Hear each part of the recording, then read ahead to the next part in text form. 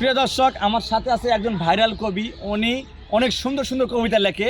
ওনার কবিতা কিন্তু অনেকেই আপনারা বাসের ভিতর, রাস্তাঘাটে অনেকেই কিনছেন। তো আজকে চাচার নতুন একটা কবিতা নিয়ে আইছে, বাস দেওয়া। তো এটা কি কবিতা একটু শুনি চাচার মুখ থেকে। আসসালামু আলাইকুম প্রিয় বন্ধুরা, আসুন দেরি না করে চলে যাই কবিতাতে।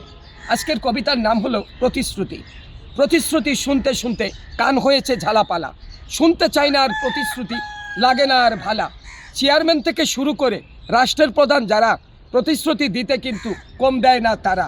প্রতিশ্রুতি দিয়ে দিয়ে একবার যদি করতে পারে পাস, আগেই কিন্তু জনগণকে দিবার জন্য রেডি রাখে বাস। আর এই বাস কিন্তু সেই বাস না, দিলে লাগবে কাজে। এইটা একটা নোংরা কথা, যা একেবারে বাজে। নির্বাচনকে সামনে রেখে কত নেতা শোনাচ্ছে কত আশার বাণী, একবার যদি পাশ করে যায় কি যে হবে আমরা দেশের জনগণ খুব ভালো করে জানি। কোটি কোটি টাকা খরচ করে করছে নির্বাচন। একটা কথা রাখবেন মনে, টাকা দিয়ে কখনো যায় না কিনা জনগণের মন।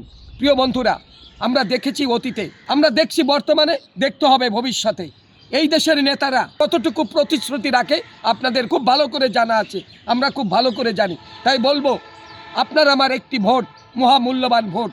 এমন কাউকে দিব না আমাদের দেশটাকে ধ্বংস করে দেয়, এমন কাউকে ভোটটা দিব যে আমাদের জন্য, এই দেশের জন্য, আগামী প্রজন্মের জন্য কাজ করবে। আপনার ভোটটা ঠিক তাকেই দিবেন। ধন্যবাদ।